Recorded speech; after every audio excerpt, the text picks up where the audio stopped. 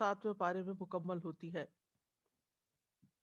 اس سورت کا نام المائدہ اس لیے رکھا گیا کہ یہ مائدہ حضرت عیسیٰ علیہ السلام کے معجزات میں سے ایک معجزہ ہے جو انہوں نے اپنی قوم کو اس وقت پیش کیا جب انہوں نے درخواست کی کہ اللہ تعالیٰ آسمان سے ان پر ایک دسترخوان اتارے جس میں سے وہ کھائیں اور ان کے دل مطمئن ہو جائیں۔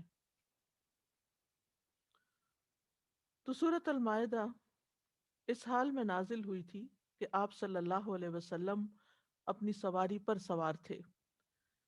حضرت عبداللہ بن عمر کہتے ہیں کہ وہ سواری آپ کا بوجھ برداشت نہ کر سکی، یعنی اتنا بوجھ تھا وحی کا، اور نبی صلی اللہ علیہ وسلم کو اس سے اترنا پڑا۔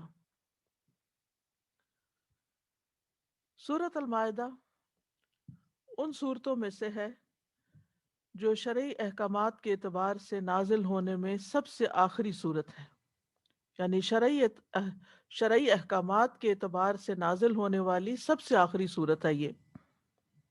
جبیر بن نفیر کہتے ہیں ایک مرتبہ میں حضرت عائشہ کی خدمت میں حاضر ہوا اور انہوں نے مجھ سے پوچھا کیا تم سورۃ المائدہ پڑھتے ہو؟ میں نے عرض کی جی ہاں۔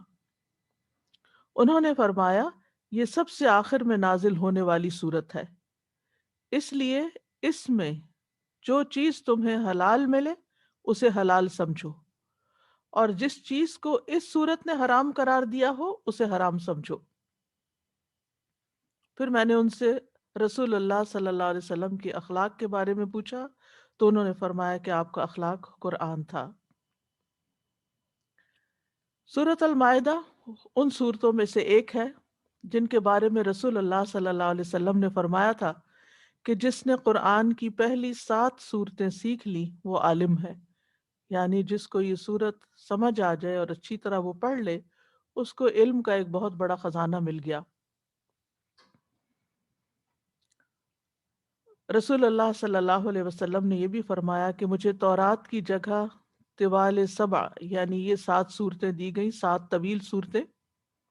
زبور کی جگہ معین یعنی جن کی 100 آیات ہیں، انجیل کی جگہ مثانی دی گئی، اور مفصل صورتوں کے ساتھ مجھے فضیلت دی گئی ہے۔ تو بہرحال یہ صورت اہم صورتوں میں سے ایک صورت ہے۔ اس میں کوئی ایسا حکم نہیں آیا جو بعد میں منسوخ ہوا ہو۔ اس صورت کے تمام احکامات محکم ہیں۔ مدنی صورت اس لیے کہلاتی ہے کہ ہجرت کے بعد نازل ہوئی ہے، کیونکہ قرآن مجید کا وہ حصہ جو ہجرت کے بعد نازل ہوا وہ مدنی کہلاتا ہے۔ ضروری نہیں کہ وہ مدینہ کے اندر ہی ہو، چاہے وہ مکہ میں نازل ہوا ہو۔ جیسے اس صورت میں اللہ تعالیٰ کا یہ جو فرمان ہے الیوم اکملت لکم دینکم واتممت علیکم نعمتی ورضیت لکم الاسلام دینا، یہ میدان عرفہ میں نازل ہوئی تھی۔ یہ آیت نبی صلی اللہ علیہ وسلم اس وقت وقوف عرفہ کر رہے تھے۔ بہرحال سورۃ المائدہ قرآن مجید کی صورتوں میں سے ایک جامع ترین صورت ہے، اور اس میں حلال و حرام اور امر و نہی کو جمع کر دیا گیا ہے، جیسا کہ امام ابن تیمیہ نے کہا۔ اس کی پہلی آیت ہے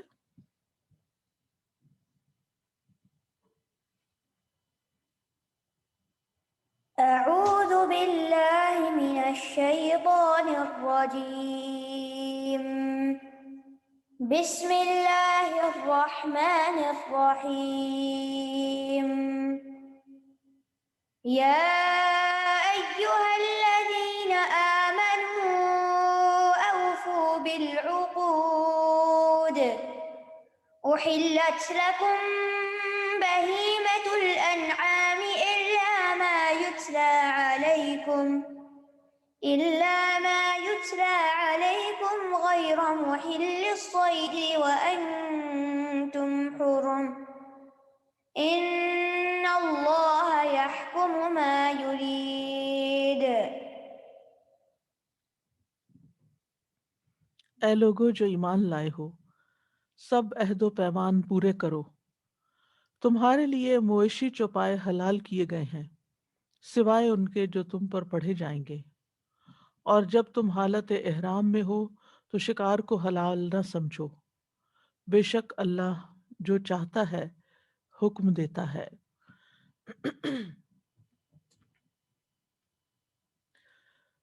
سے پہلے ہم سورۃ النساء پڑھ چکے ہیں۔ سورۃ النساء میں صراحت کے ساتھ اور ضمنی طور پر کئی معاہدوں کا ذکر ہے، جیسے نکاح، حق کے مہر، قسم اٹھانے کے بارے میں آیات آئیں، صلح کرنے اور امان دینے کے معاہدے، اور ضمنی معاہدے جیسے وصیت کرنا، امانت رکھنا، کسی کو اپنا وکیل بنانا، کوئی چیز ادھار دینا، اجرت پر کوئی چیز دینا، اور اسی طرح کے دیگر معاہدے جو اللہ تعالیٰ کے اس فرمان میں داخل ہیں، ان اللہ یأمرکم ان تؤدوا الامانات الی اہلہا، بے شک اللہ تمہیں حکم دیتا ہے کہ تم امانتیں ان کے حقداروں کو ادا کرو۔ تو اسی مناسبت سے پھر سورۃ النساء کے بعد اب سورۃ المائدہ کو لایا گیا، جس کی ابتدائی آیت، پہلی آیت میں ہی معاہدوں کو پورا کرنے کا حکم دیا گیا۔ سورۃ النساء کا آغاز یا ایھا الناس سے ہوتا ہے، اس میں زیادہ تر انسانی حقوق کی بات ہے۔ اس سورت کا آغاز یا ایھا الذین آمنوا سے ہوتا ہے، اے لوگو جو ایمان لائے ہو۔ گویا اس سورت کے احکامات خاص طور پر ایمان والوں کے لیے ہیں۔ قرآن مجید کی دو صورتیں ہیں جو الناس سے شروع ہوتی ہیں، یا ایھا الناس سے، سورۃ الحج اور سورۃ النساء، اور قرآن مجید کی تین صورتوں کا آغاز یا ایھا الذین آمنوا سے ہوتا ہے، المائدہ، الحجرات اور الممتحنہ۔ اور قرآن مجید کی تین صورتوں کا آغاز یا ایھا النبی سے ہوتا ہے، سورۃ الاحزاب، سورۃ الطلاق، سورۃ التحریم۔ دو صورتیں ایسی ہیں جن میں نبی صلی اللہ علیہ وسلم کو ان کے بعض اوصاف کا ذکر کرتے ہوئے ندا کے ساتھ پکارا گیا، جیسے سورۃ المزمل، یا ایھا المزمل اور یا ایھا المدثر۔ اس صورت میں ایمان کے وصف سے پکارا جا رہا ہے کہ ہم تیار ہو جائیں کہ اب ہمیں کوئی حکم دیا جائے گا، یعنی حرف ندا سے آغاز ہے یا کہہ کے، او، اے، اور پھر کون؟ اے الذین آمنوا، وہ لوگوں جو ایمان لائے ہو، اے وہ لوگوں جو ایمان لے آئے ہو۔ تو اب جو حکم تمہیں دیا جائے تو تمہارے ایمان کا تقاضا ہے کہ اس حکم پر عمل کرو۔ تو جب کسی کو کسی خاص وصف سے پکارا جاتا ہے تو اس کا مطلب یہ ہوتا ہے کہ پھر اسے اس کے اندر ہی کوئی حکم بھی دیا جا رہا ہوتا ہے۔ جیسے ہم کسی کو کہیں اے بہادر انسان آگے آؤ، آگے بڑھو، تو اس کا کیا مطلب ہے؟ بہادری دکھاؤ۔ یا اے سخی تم سخاوت دکھاؤ، تو اے ایمان والو اب ایمان کا تقاضا پورا کرو۔ عبداللہ بن مسعود رضی اللہ عنہ کہتے ہیں کہ جب یا ایھا الذین آمنوا سے کلام شروع ہو تو اس میں اپنے کان لگا دیں، توجہ کریں، اس کے لیے متنبہ ہو جائیں۔ یا تو کوئی خیر و بھلائی کا کام ہوگا جس کا حکم دیا جائے گا، یا کوئی شر کی بات ہوگی کہ جس سے روکا جائے گا، یا کوئی خبر دی جا رہی ہوگی جس میں آپ کا فائدہ ہوگا۔ تو یہ بات ہمیں اچھی طرح سمجھ لینی چاہیے کہ ایمان صرف زبانی کلامی باتوں کا نام نہیں، بلکہ ایمان کے کچھ تقاضے ہیں، اور وہ یہ کہ ہم اہل ایمان کہہ کے جب پکارے جائیں تو پھر جو حکم ہمیں دیا جائے اس پر عمل بھی ضرور کریں۔ اگر کوئی خبر ہے تو اس کی تصدیق کریں، کچھ کرنے کو کہا جا رہا ہے تو کر کے دکھائیں، روکا جا رہا ہے تو اس سے رک جائیں۔ اور جو شخص اس حکم کو پورا کرتا ہے گویا وہ اپنے ایمان کے کامل ہونے کی دلیل فراہم کرتا ہے، اور اگر کوئی شخص اس حکم میں ٹال مٹول کرتا ہے یا اس حکم کو سنجیدگی سے نہیں سنتا یا اس پر عمل نہیں کرتا تو یہ اس کے کمزور ایمان کی دلیل ہوتی ہے۔ اور یہاں پر جو کہا گیا یا ایھا الذین آمنوا اوفوا بالعقود، اے لوگو جو ایمان لائے ہو اپنے عہد پورے کرو، عہد و پیمان پورے کرو، اپنے وعدے پورے کرو۔ تو اگر کوئی یہ وعدے پورے نہیں کرتا تو اس کا کیا مطلب ہے؟ کہ اس کا ایمان ناقص ہے، اور اگر ایمان ناقص ہے تو وہ کس کی صف میں شامل ہو رہا ہے؟ وعدہ خلافی کرنے والا، نفاق، منافق کی صف میں۔ بہت سے لوگ ایسے ہوتے ہیں کہ جو ویسے دیندار ہوتے ہیں، نماز بھی پڑھتے ہیں، روزہ رکھتے ہیں، لیکن مسجد میں بھی آتے جاتے ہیں، صدقہ خیرات بھی کر لیتے ہیں، لیکن جب ان کا کسی کے ساتھ لین دین ہوتا ہے یا کوئی وعدہ معاہدہ ہوتا ہے تو اس کو صحیح طور پر پورا نہیں کرتے۔ بعض لوگوں کے مالی معاملات درست نہیں ہوتے، حلال حرام کی پرواہ نہیں کرتے۔ اسی طرح شادی بیاہ کے معاملات میں میاں بیوی کے درمیان ایک معاہدہ ہوتا ہے، یہ جو نکاح ہے یہ ایک معاہدہ ہے، ایک سوشل کانٹریکٹ ہے۔ تو اگر اس کی شرائط کو کوئی پورا نہیں کرتا تو اس کے ایمان میں خلل ہے، چاہے وہ کتنا ہی نمازی اور کتنا ہی پرہیزگار کیوں نہ دکھائی دیتا ہو۔ حضرت عمر کا واقعہ ہے کہ ان کے پاس کوئی گواہ آیا تو انہوں نے کسی سے کہا کیا کوئی اس کو پہچانتا ہے؟ تو ایک شخص نے کہا ہاں میں پہچانتا ہوں۔ آپ نے اس سے کہا کیا تم نے اس کے ساتھ سفر کیا؟ اس نے کہا نہیں۔ پھر آپ نے کہا کیا تم نے اس کے ساتھ کوئی درہم و دینار کا یا کوئی مالی معاملہ کیا، یعنی مال کا کوئی لین دین کیا؟ اس نے کہا نہیں۔ تو انہوں نے کہا کہ جاؤ تم اس آدمی کو نہیں پہچانتے، شاید تم نے اس کو مسجد میں اٹھتے بیٹھتے دیکھا ہے۔ مسجد میں آنے جانے سے لوگوں کے معاملات ظاہر نہیں ہوتے، اصل پہچان انسانوں کی تب ہوتی ہے جب ان کے ساتھ معاملہ پڑتا ہے، معاملہ ہوتا ہے، اور پھر یہ دیکھا جاتا ہے کہ یہ اس اپنے معاملے میں کتنے کھرے ہیں، وعدے کتنے پورے کرتے ہیں، سچ کتنا بولتے ہیں، امانت کیسی ادا کرتے ہیں۔ تو کسی بھی انسان کے سچے جھوٹے ہونے کا، اس کے ایماندار ہونے کا، ایمان والا ہونے کا کہاں سے پتہ چلتا ہے؟ اس کے معاملات سے، خصوصاً مالی معاملات سے۔ تو یا ایھا الذین آمنو کہہ کے پہلی آیت میں کیا حکم دیا جا رہا ہے؟ پہلا تو اوفو بالعقود کا ہے، دوسرا احلت لکم بہیمۃ الانعام، بہیمۃ الانعام کو حلال کرنے کا، کہ یہ تمہارے لیے حلال ہے، ان کو حلال سمجھو۔ تیسرا استثناء کا کہ کیا تمہارے لیے حلال نہیں، الا ما یتلی علیکم، جو تم پہ آگے پڑھا جائے گا۔ چوتھا حالت احرام میں شکار حرام ہے، غیر محل الصید وانتم حرم۔ اور پانچواں اگر حالت احرام نہیں تو شکار حلال ہوگا، غیر محل الصید یعنی وانتم حرم، اور اگر احرام میں نہیں تو پھر شکار کر سکتے ہو۔ اس کا یہ مطلب نہیں کہ لازمی جا کے شکار کرو، لیکن رخصت ہے۔ تو یہ قرآن مجید کی عظمت ہے اور اس کا معجزہ ہونا ہے کہ ایک آیت کے اندر اتنے سارے احکامات۔ کہا جاتا ہے کہ ایک فلاسفر تھا یعقوب بن اسحاق الکندی، تو لوگوں میں اس کا بڑا مقام تھا، تو کسی نے اس سے کہا کہ ہمیں قرآن جیسا کوئی کلام لا کے دکھاؤ، تم اتنے بڑے اسکالر ہو، اس زمانے میں فلاسفرز کی بڑی سے تھی۔ تو اس نے کہا میں سارا تو نہیں لکھ سکتا، ہاں میں تمہیں کچھ لکھ کے دے دیتا ہوں، کچھ لکھ لاتا ہوں۔ کچھ دن گزر گئے تو اس کے پاس گئے تو کہنے لگا کہ میرے لیے بہت مشکل ہے۔ انہوں نے کہا کیوں؟ اس نے کہا کہ میں نے جب مصحف کھولا کہ میں اس جیسی کوئی چیز لکھوں تو سورۃ المائدہ نکلی۔ جب میں نے اس کی پہلی ہی آیت پڑھی تو اس میں اللہ سبحانہ تعالیٰ نے یا ایھا الذین آمنو کہہ کے پکارا، پھر وعدہ پورا کرنے کا حکم دیا، یعنی وعدہ توڑنے سے روکا، پھر عام طور پر جو چیزیں حلال ہیں ان کا ذکر کیا، پھر بعد میں استثناء کا ذکر کیا الا ما یتلی علیکم، پھر اس کے بعد ایک اور استثناء کا ذکر کیا غیر محل الصید، غیرہ بھی استثناء کے لیے، پھر اپنی قدرت بیان فرمائی ان اللہ یحکم ما یرید۔ یہ سب کچھ اللہ نے 2 سطروں میں بیان کر دیا ہے۔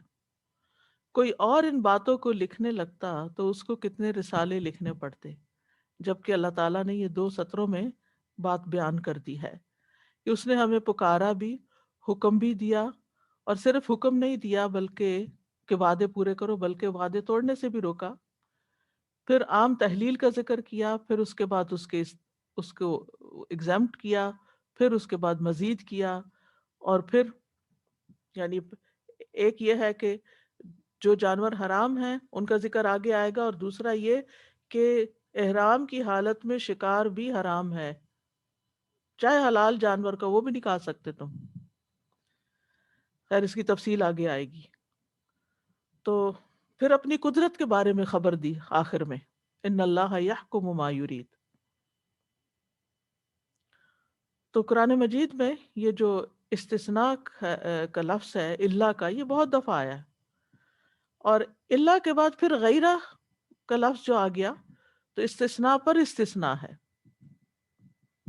تو عام طور پر کیا ہوتا ہے کہ ندا کے بعد یا ایھا الذین آمنو کہہ کے حکم ہوتا ہے، امر ہوتا ہے، یا نہیں ہوتی ہے، یعنی منع کیا جاتا ہے، یا کوئی خبر ہوتی ہے. اور اس میں امر بھی ہے اور نہیں بھی ہے. اور یہ قرآن کا معجزہ ہے کہ چند لفظوں کے اندر اتنا کچھ بتا دیا گیا.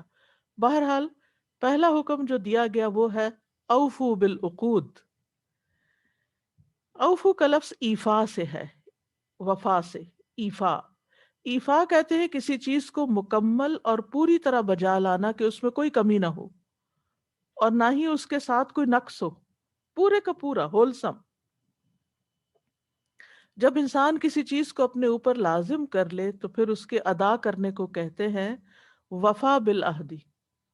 جیسے ابراہیم علیہ السلام کی صفت بھی آتی ہے وَإِبْرَاهِيمَ الَّذِي وَفَّى، کہ انہوں نے وفا کا حق ادا کر دیا. جو چیزیں ان کے اوپر ڈالی گئی تھی، جس امتحان سے انہیں گزارا گیا تھا، اس میں وہ پوری طرح اترے، یعنی انہوں نے کوئی کمی نہیں چھوڑی. تو وفا یعنی اوفا بمانا پورا کرنا. بلا من اوفا بعہدہ، جیسے سورۃ آل عمران میں آتا ہے، کیوں نہیں جو شخص اپنا عہد پورا کرے. اور جو پورا نہ کرے تو اس کے لیے کیا ہے، ویل للمطففین، پیسے تو پورے لے لے لیکن ناپ تول میں کمی کرے. تو اوفو بالعقود، عقود کا لفظ عقد کی جمع ہے. عقد کہتے ہیں گرہ کو، اور عہد کا لفظ بھی آتا ہے، وعدے کا لفظ بھی آتا ہے، اور یہاں عقود کا لفظ آیا ہے. ان سب کے اندر عہد کا معنی پایا، وعدے کا معنی پایا جاتا ہے. لیکن یہ اور میثاق کا لفظ بھی آتا ہے، تو یہ مضبوط عہد ہے. عقد اصل میں گرہ کو کہتے ہیں نا، عقدۃ النکاح بھی آتا ہے، پکی گرہ لگائی جاتی ہے جب نکاح کی، ویڈ لاک بھی کہتے ہیں. تو راغب اصفہانی کہتے ہیں کہ عقدن کسی چیز کے مختلف اطراف کو یکجا کرنے کو کہتے ہیں. یعنی مختلف جیسے دھاگا ہے نا، تو اس کا ایک سرا ادھر ہے اور ایک ادھر ہے، تو ان کو کیا کیا، ایک جگہ اکٹھا کر کے ان کو ناٹ لگا دی. یہ عقد ہوتا ہے. جیسے رسی کو گرہ لگائی جاتی ہے، اسی طرح عمارت کی بنیاد رکھنے کے لیے بھی آتا ہے، خرید و فروخت کا جو کانٹریکٹ ہوتا ہے اس کے لیے بھی آتا ہے.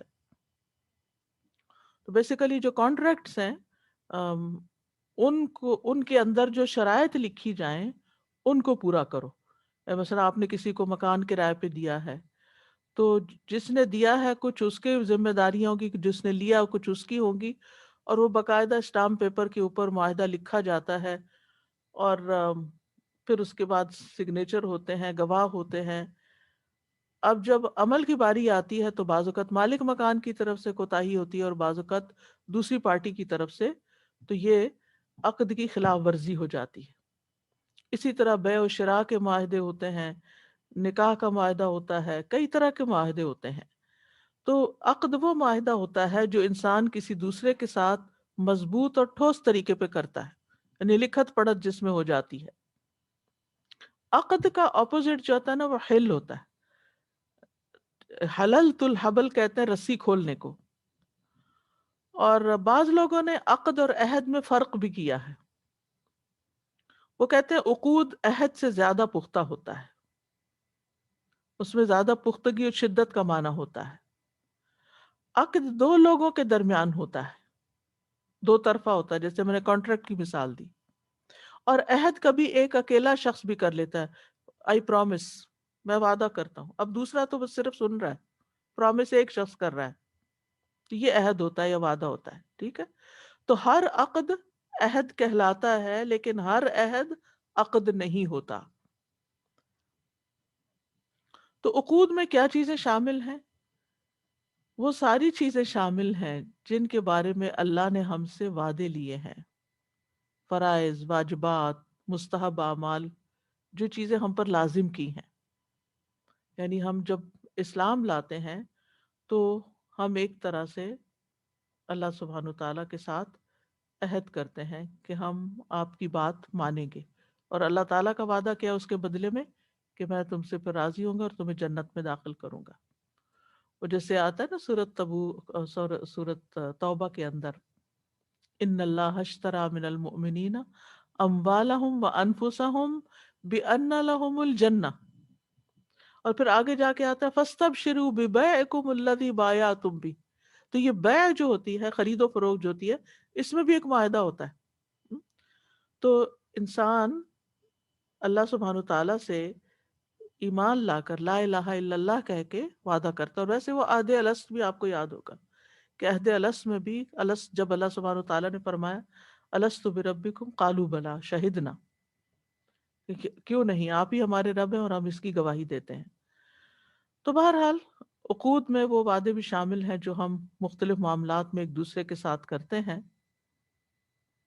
اور عہد میں وہ چیزیں ہوتی ہیں جو انسان کسی کو کہتا ہے یا بعض اوقات خود اپنے ساتھ کمٹمنٹ کر رہا ہوتا ہے، اپنے ساتھ عہد کر رہا ہوتا ہے. آئندہ سے میں یہ نہیں کروں گا، میں یہ ضرور کروں گا. یعنی اپنے دل میں، جیسے آپ کبھی اور بعض اوقات قسم کی صورت میں وعدہ کر رہے ہوتے ہیں. بعض اوقات آپ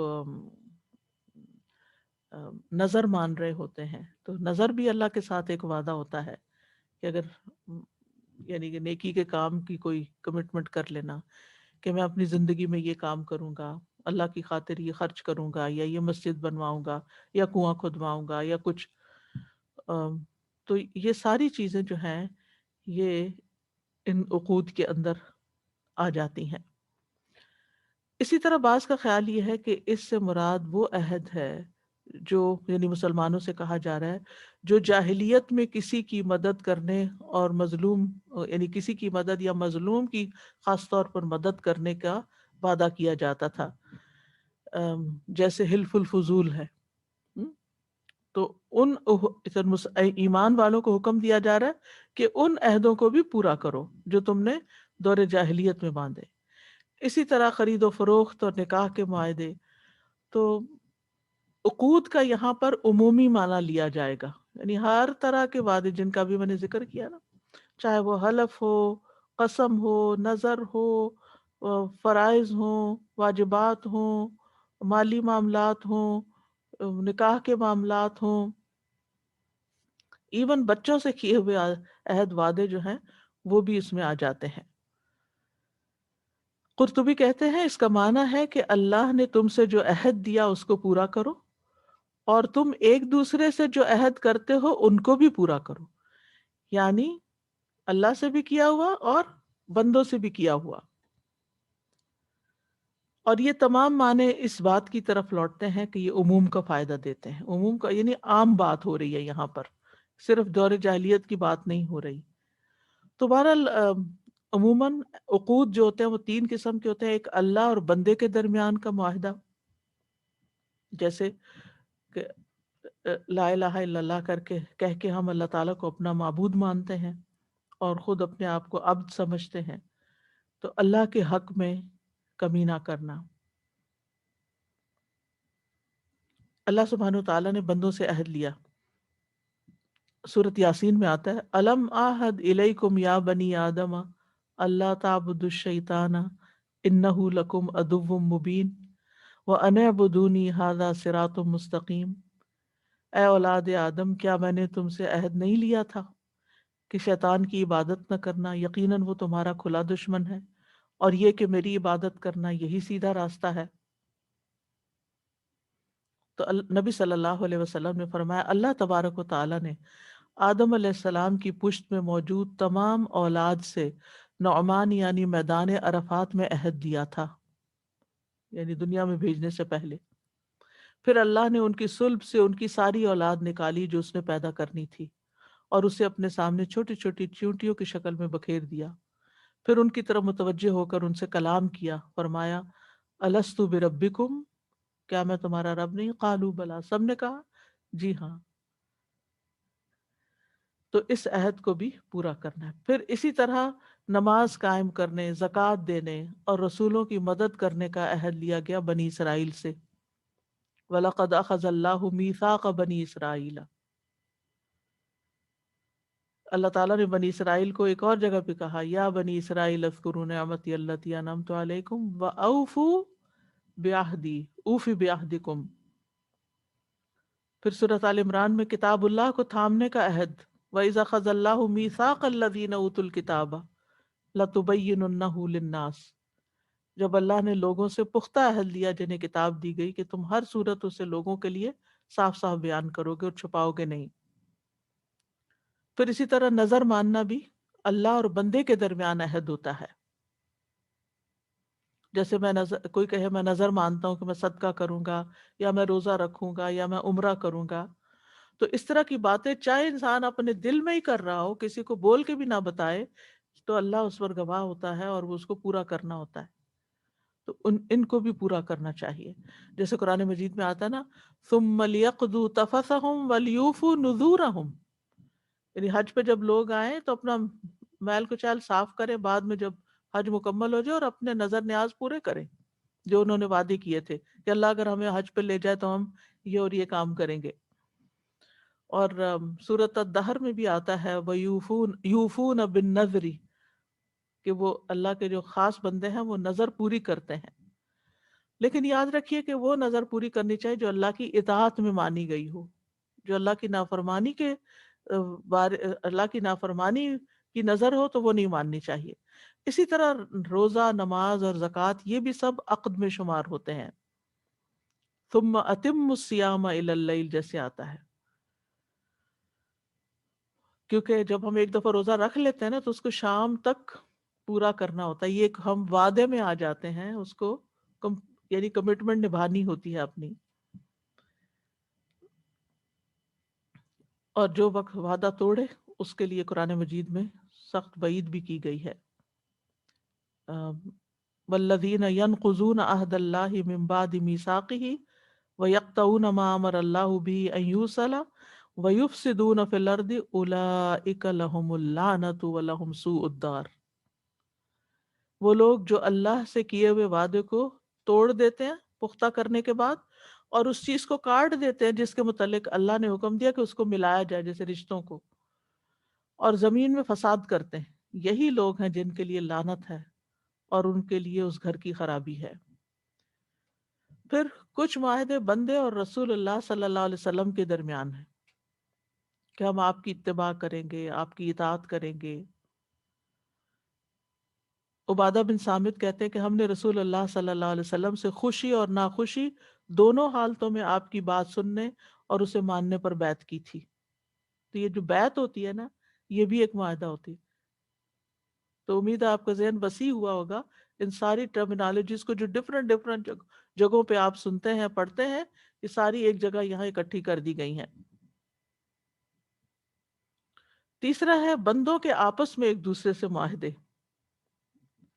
اس میں وہ سارے معاہدے شامل ہیں جو بندے اور مثلاً والدین کے ساتھ، بیوی کے ساتھ، اولاد کے ساتھ، رشتہ داروں کے ساتھ،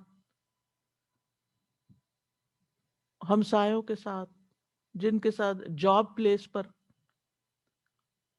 اور بزنس پارٹنرز کے ساتھ، پھر نکاح کے معاہدے، کرائے کے، قرضے کے، یہ سارے کے سارے وعدے معاہدے پورے کرنے ہوتے ہیں، سوائے اس معاہدے کے جس میں شریعت کے خلاف کوئی بات ہو رہی ہو۔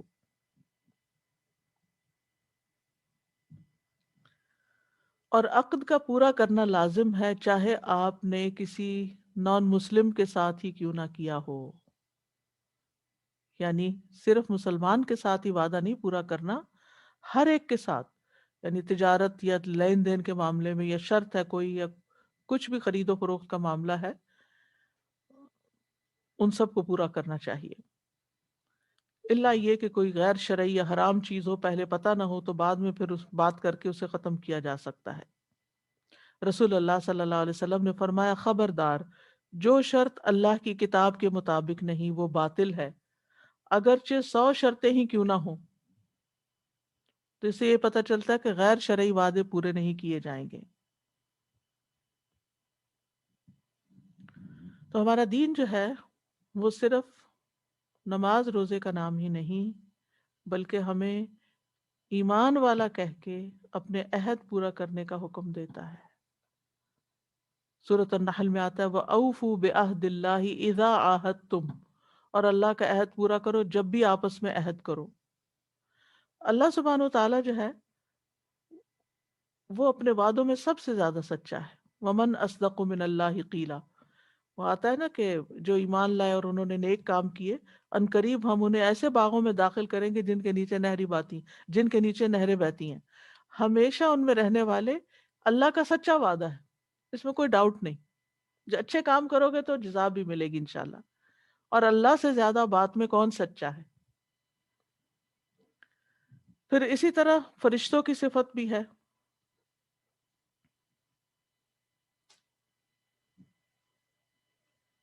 پھر انبیاء کی صفت بھی ہے۔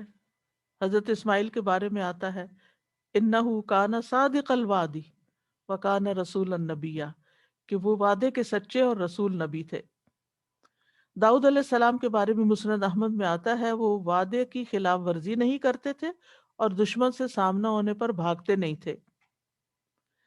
ایمان والوں کی صفت سورۃ المومنون میں بیان کی گئی، والذین هم لاماناتہم وعہدہم راعون، کہ وہ اپنی امانتوں اور عہد کا لحاظ رکھنے والے ہیں۔ متقین کی صفت یہی ہے، اور عہد پورا کرنے والوں کی قرآن مجید میں تعریف کی گئی ہے۔ ہمارے وعدوں کو پورا کرنا دین کا حصہ ہے۔ آپ نے فرمایا اس کا دین نہیں جس میں عہد کی پابندی نہیں۔ یاد رکھیے قیامت کے دن عہد کے بارے میں سوال ہوگا۔ وَأَوْفُوا بِالْعَهْدِ إِنَّ الْعَهْدَ كَانَ مَسْئُولًا، یعنی یہ اتنی اہم چیز ہے کہ جس کے بارے میں قیامت کے دن بھی پوچھا جائے گا۔ عبداللہ بن مسعود کہتے ہیں کہ سنجیدگی یا مذاق کسی صورت میں جھوٹ بولنا درست نہیں، اور کوئی شخص اپنے بچے سے ایسا وعدہ نہ کرے جسے وہ پورا کر نہیں سکتا۔ استغفر اللہ۔ یعنی کتنی دفعہ ماں باپ بچوں کو چھوٹا سمجھ کے پھر ان کے ساتھ وعدہ خلافی کرتے ہیں۔ ہم انہیں کہتے ہیں ہم تمہیں یہ دیں گے، اور پھر اس کے بعد کہتے ہیں اب نہیں ہے ہمارے پاس۔ تو اس طرح کی چیزیں جو ہیں وہ بھی نہیں کرنی چاہیے، اور جو وعدے پورے کرے اس کے لیے اجر عظیم ہے۔ استغفر اللہ۔ وَمَنْ أَوْفَىٰ بِمَا عَاهَدَ عَلَيْهِ اللَّهُ فَسَيُؤْتِيهِ أَجْرًا عَظِيمًا، اتنی بڑی بات، اجرًا عظیما، بہت بڑا اجر دے گا اللہ جو اپنے وعدے پورا کرے گا۔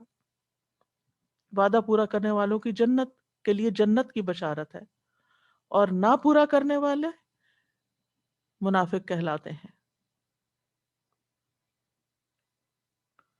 سورۃ توبہ میں آتا ہے فَآقَبَهُمْ نِفَاقًا فِي قُلُوبِهِمْ إِلَىٰ يَوْمِ يَلْقَوْنَهُ بِمَا أَخْلَفُوا اللَّهَ مَا وَعَدُوا، اس کے نتیجے میں اللہ نے ان کے دلوں میں قیامت کے دن تک نفاق رکھ دیا، یعنی اس دن تک جس میں وہ اس سے ملیں گے، اس لیے کہ انہوں نے اللہ سے اس کی خلاف ورزی کی جو انہوں نے وعدہ کیا تھا۔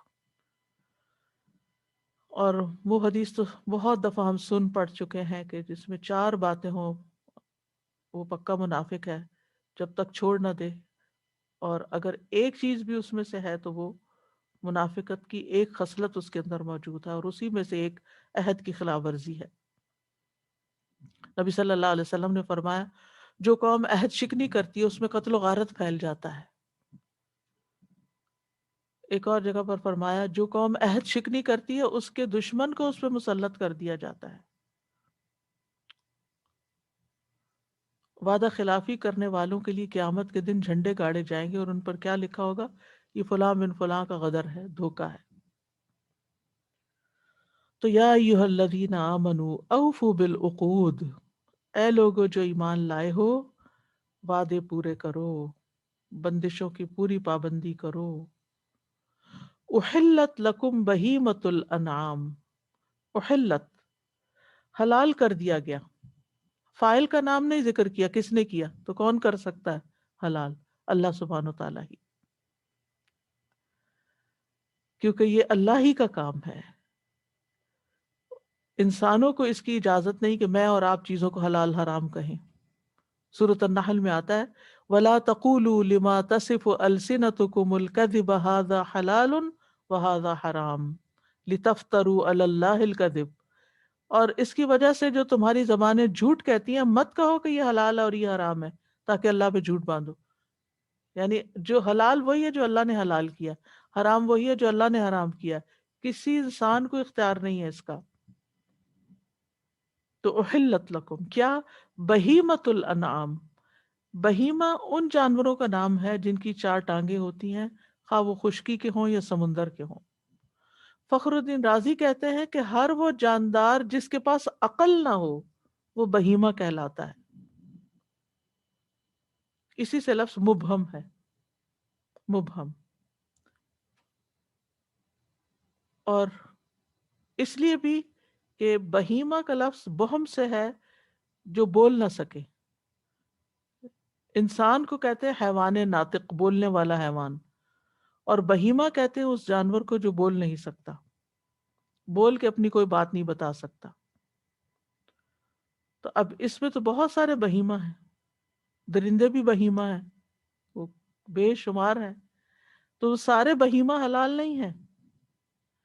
بہیمہ وہ حلال ہیں جو انعام کی قسم کے ہوں.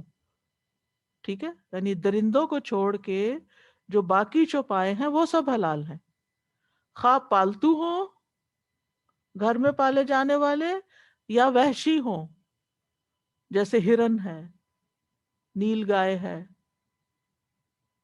ٹھیک ہے، سوائے ان کے جن کا نام لے کر قرآن یا حدیث میں ان کو حرام کیا گیا ہو، گدھا وغیرہ جیسے. تو انعام کہتے ہیں مویشی جانوروں کو. انعام ان کو کیوں کہا گیا؟ یہ لفظ نعمت سے ہے، اسی سے لفظ انعام بھی ہے، کیونکہ یہ اللہ تعالیٰ کی عظیم نعمتیں ہیں. انعام کیا ہیں؟ عظیم نعمتیں. اسی طرح انعام جمع ہے نعم کی. ایک بکری یا ایک اونٹ کو انعام نہیں کہتے، اور انعام خاص طور پر اونٹوں کے لیے بھی بولا جاتا ہے، کیونکہ عربوں میں اونٹوں کا ہونا بہت بڑی نعمت قرار دیا جاتا تھا. تو بہرحال قرآن مجید میں بہت جگہوں پر انعام کا ذکر کیا گیا، اور انہوں نے اور سورۃ نحل میں خاص طور پر انہیں نعمت قرار دیا گیا. جیسے اونٹ ہے تو یہ بردباری کے کام بھی آتے ہیں، اور کھانے کے بھی، اور ان کی پشم بھی، اور بال اور اون، اور پھر ان کی جلدیں بھی کام آتی ہیں، ان کی ہڈیاں، ان کی کھال، ان کے بال، ان کی یہ ساری چیزیں جو ہیں زندگی کا بہت سامان کرتی ہیں. تو جیسے میں نے کہا نا کہ اونٹوں کو خاص طور پر انعام کہا جاتا ہے، لیکن پھر اس میں دیگر جانور بھی شامل ہیں.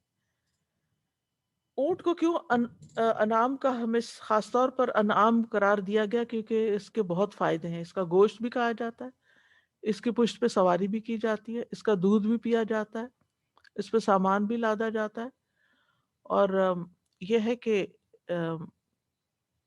بہت سخت جاندار ہے، یعنی بہت سخت جانور ہے. تو بہرحال بہیمۃ الانعام کہا گیا، یعنی انعام کے بہیمہ. تو یہ اضافت جو ہے یہ اضافت بیانیہ ہے. ٹھیک ہے، جیسے کہتے ہیں نا پیلو کا درخت، ریشم کا کپڑا، یعنی عام کو خاص کی طرف مضاف کیا گیا ہے. بہیمہ عام ہے، انعام خاص ہے. ٹھیک ہے، یعنی اے مومنو، اللہ نے تمہارے لیے مویشی جانوروں سے فائدہ اٹھانا حلال قرار دیا ہے، اور اللہ نے ان میں سے جن کو حلال قرار دیا ہے ان کا گوشت، کھال، ہڈی، اون، ہر چیز سے فائدہ اٹھا سکتے ہیں. ٹھیک ہے، اسی طرح ہر وہ جانور یا پرندہ جو اپنی غذا نباتات سے حاصل کرتا ہو وہ بھی حلال ہے. اسی لیے ہرن، جنگلی گدھا، نیل گائے جس کو کہتے ہیں، اور دیگر گھاس کھانے والے جانور جو ہیں وہ بھی حلال ہیں. قرآن مجید میں بہیمۃ الانعام کا ذکر دیگر جگہوں پر بھی کیا گیا اور وہ 8 بتائے گئے. ثمانیۃ ازواج سورۃ الانعام کی آیت ہے. من الضأن اثنین ومن المعد اثنین، اور پھر ومن الابل اثنین ومن البقر اثنین. 8 قسم. بھیڑ میں سے 2، بھیڑ اور مینڈا ہوتا ہے. بھیڑ اور بھیڑیا نہیں ہوتا، یعنی 8 بنتے ہیں نر مادہ ملا کے نا. بکری بکرا اور بھیڑ اور اس کا نر، اور اونٹ اور اونٹنی، اور گائے اور بیل. ٹھیک ہے، تو مینڈا ہی ہوتا ہے پھر. تو ان 8 کا ذکر سورۃ الانعام میں کیا گیا ہے. یہ انعام ہے جو گھروں میں پالے جاتے ہیں اور یہ حلال جانور ہیں.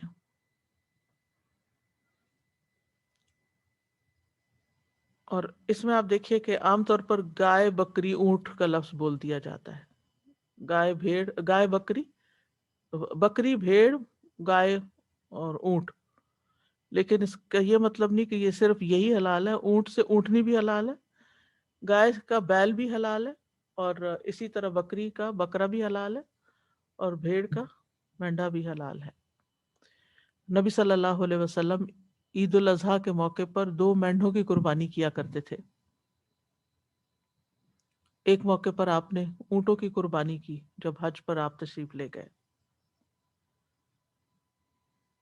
پھر اسی طرح جنگلی گدھا اور گھوڑا جو ہے وہ حلال ہے، لیکن پالتو گدھا منع ہے جو گھر میں سواری وغیرہ کے کام آتا ہے. یہ جو زیبرا ہے نا یہ حلال ہے. پھر خرگوش بھی حلال ہے، مرغی حلال ہے. اور حلال جانوروں کی جو پیٹ کا بچہ ہوتا ہے، جنین جس کو کہتے ہیں، جیسے ذبح کیا، پتہ نہیں تھا، ذبح کیا، اندر سے بچہ نکلا تو پھینک نہیں دیں گے. اگر اس میں گوشت تھا تو وہ بھی استعمال ہو سکتا ہے.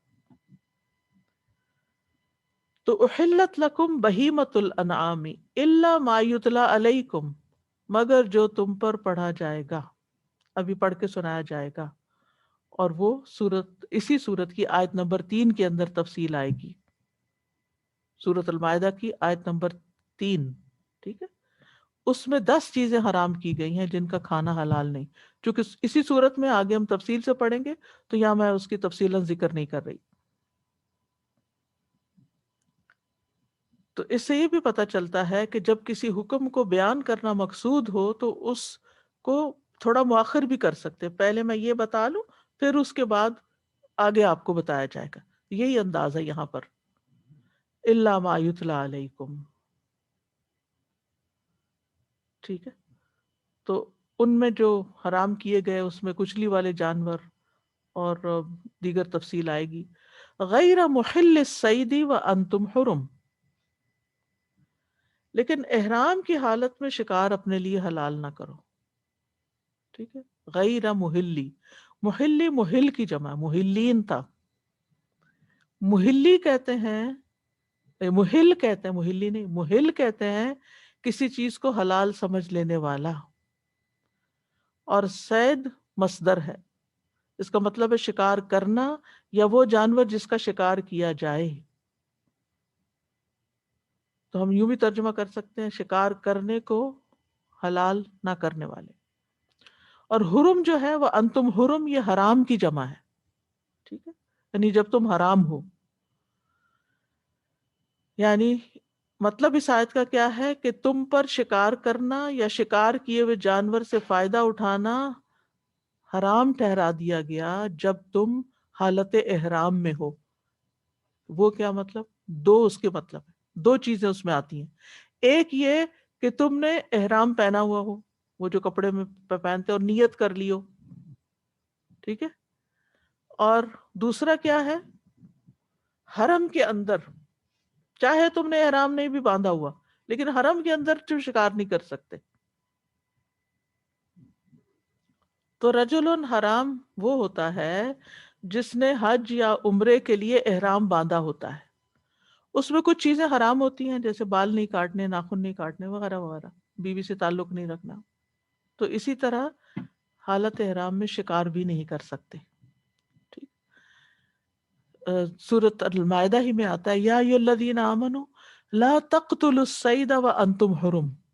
اے لوگو جو ایمان لائے ہو، شکار کو قتل نہ کرو جب تم احرام کی حالت میں ہو، اور اگر تم کرو گے تو پھر اس کا کفارہ وغیرہ بتایا جس کی تفصیل آگے آئے گی. دوسری حالت احرام کی جب انسان حرم کے اندر داخل ہو جائے اور اس کی وہ علامت مختلف جگہوں پر لگی ہوئی ہے کہ اب آپ حرم میں داخل ہو رہے ہیں. تو حرم وہ وسیع علاقہ ہے جہاں پر شکار حرام ہے، کچھ اور پابندیاں بھی ہیں. حرم دو ہیں بس، ایک حرم مکہ ہے، ایک حرم مدینہ ہے، تیسرا کوئی حرم نہیں. مسجد اقصیٰ کی بہت سی فضیلتیں ہیں، اس کی طرف سفر کیا جا سکتا ہے عبادت کے لیے، لیکن اس کے وہ احکامات نہیں جو مکہ اور مدینہ کے ہیں. تو مکہ کی طرح نبی صلی اللہ علیہ وسلم نے مدینہ کو بھی حرم قرار دیا. آپ نے فرمایا جبل عیر سے سور تک کے درمیان سارا علاقہ حرم ہے. اور مدینہ میں اگر آپ گئے ہو تو آپ نے دیکھا ہوگا حدود الحرم کے نام سے وہ پلر کھڑے ہوتے ہیں مختلف جگہوں پر، اور اس کے اندر کا علاقہ حرم ہے اور باہر ہل ہے. اور اس میں جو احرام یعنی حرم کا علاقہ ہے، اس میں نہ درخت کاٹتے ہیں، نہ شکار کو بگا سکتے ہیں، نہ گری پڑی چیز اٹھا سکتے ہیں. عام لقطہ جو ہوتا ہے نا، کہیں سے گری پڑی چیز آپ کو ملی تو 1 سال تک اعلان کر کے آپ استعمال کر سکتے ہیں، لیکن اگر مکہ مدینہ سے کوئی گری پڑی چیز آپ کو ملی تو ساری زندگی اعلان کرنا پڑے گا، آپ اس کو استعمال نہیں کر سکتے. یہ بھی حرام ہے. وہاں کوئی گری پڑی چیز اٹھانی نہیں چاہیے، یہ بہت بڑی ذمہ داری ہو جاتی ہے. پھنس گیا ساری زندگی کے لیے انسان، اب مالک تک پہنچاؤ. اور وہاں تو لوگ آ رہے ہیں جا رہے ہیں، پتہ نہیں کون آیا تھا کون نہیں، تو پڑی رہے وہیں.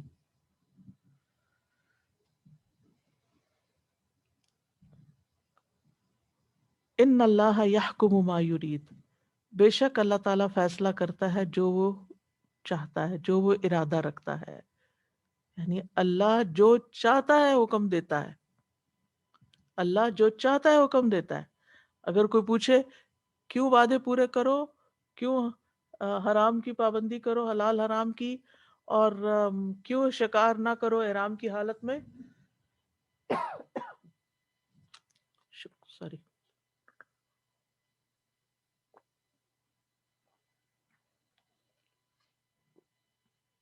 تو اس کا ایک ہی جواب ہے کہ یہ اللہ کا فیصلہ ہے. یا حکم فیصلہ کرنے کے لیے بھی آتا ہے نا، اللہ جو چاہتا ہے فیصلہ کرتا ہے، جو چاہتا ہے حکم دیتا ہے.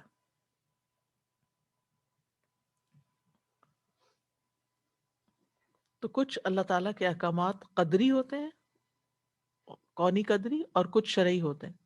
کونی قدری کیا ہے؟ جو تقدیر سے متعلق فیصلے کر دیے اللہ نے. اور شرعی جو ہے جو قرآن مجید میں یا سنت میں ہمیں احکامات اللہ تعالیٰ کے پتہ چلتے ہیں. تو یہ آیت جو ہے یہ قرآن مجید کی انتہائی فصیح و بلیغ آیت ہے. اس میں ایک ہی آیت میں 5 احکامات بتا دیے گئے. اس سے ایمان کے تقاضے بھی پتہ چلتے ہیں، اور پھر یہ کہ جب اہم حکم کسی کو دینا ہوتا ہے تو پکار کر اس کو متوجہ کر کے پھر دیا جاتا ہے. پھر یہ کہ وعدوں کو پورا کرنا واجب ہے، غیر شرعی وعدے پورے نہیں کیے کرنے چاہیے. معاہدے کے لیے ضروری نہیں کہ وہ صرف قولی طور پر ہو، بلکہ معاہدے لکھے بھی جاتے ہیں. معاہدے میں رکھی گئی شرائط کو بھی، یعنی معاہدے کو پورا کرنے کا مطلب ہے اس کے اندر جو شرائط لکھی گئی ہیں ان کو بھی پورا کرنا چاہیے، وعدوں کو توڑنا نہیں چاہیے. اور اس میں روزمرہ کے وعدے بھی شامل ہیں عقود کے اندر. اور بہیمۃ الانعام کو جو اللہ نے حلال کیا تو یہ ہمارے اوپر بہت بڑا احسان کیا، نعمت کی. اور اصل حکم کیا ہے کہ تمام جانور حلال ہیں، حرام ہونے کے لیے دلیل چاہیے، اور وہ ہمیں قرآن و سنت سے پتہ چل جاتی ہے. پھر یہ بھی پتہ چلا کہ احرام کی حالت میں شکار کی حرمت ہے، اور حدود حرم میں شکار کرنا منع ہے. اگر وہاں کسی نے شکار کیا تو اس کو کھایا نہیں جا سکتا. اور جانور کو حلال طریقے سے ذبح کر کے شکار کرنا بھی حلال نہیں ہے۔ پھر احرام کی تعظیم کا یہاں ایک طرح سے ہمیں حکم پتہ چلتا ہے کہ احرام کی اپنی کچھ پابندیاں ہیں، ان کو نبھانا ضروری ہے، اور جو احرام کی حالت میں نہ ہو اس کے لیے شکار جائز ہے، بشرطے کہ وہ حرم سے باہر ہو۔ اور پھر یہ ہے کہ مختار کل صرف اللہ ہے، فیصلوں کا اختیار اللہ کے پاس ہے، ساری قدرت اس کے پاس ہے۔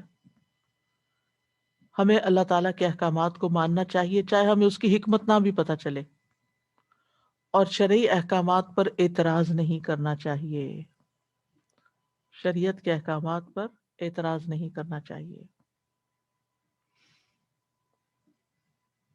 اگر میں نے اگلی آیت شروع کی تھوڑا سا لمبا ہو جائے گا، کرنی تو پڑے گی۔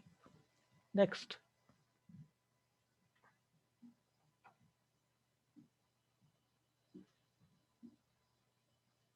يا أيها الذين آمنوا لا تحلوا شعائر الله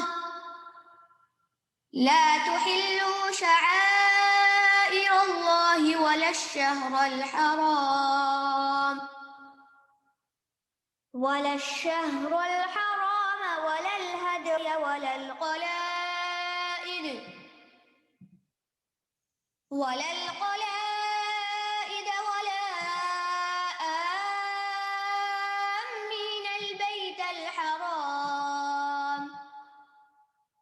ولا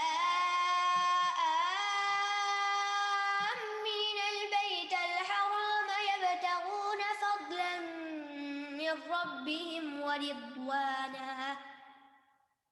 وإذا حللتم فاصطادوا ولا يجرمنكم شنآن قوم أن صدوكم عن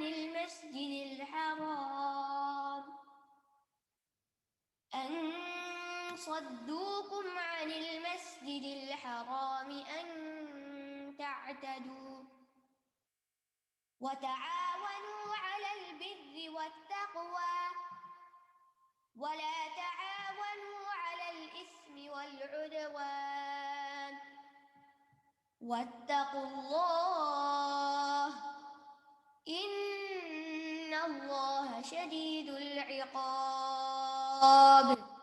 اے لوگو جو ایمان لائے ہو، اللہ کی نشانیوں کی بے حرمتی مت کرو، اور نہ ہی حرمت والے مہینے کی، اور نہ قربانی کے جانور کی، اور نہ پٹے والے جانوروں کی، اور نہ بیت الحرام کا ارادہ کرنے والوں کی، جو اپنے رب سے فضل اور رضامندی چاہتے ہیں۔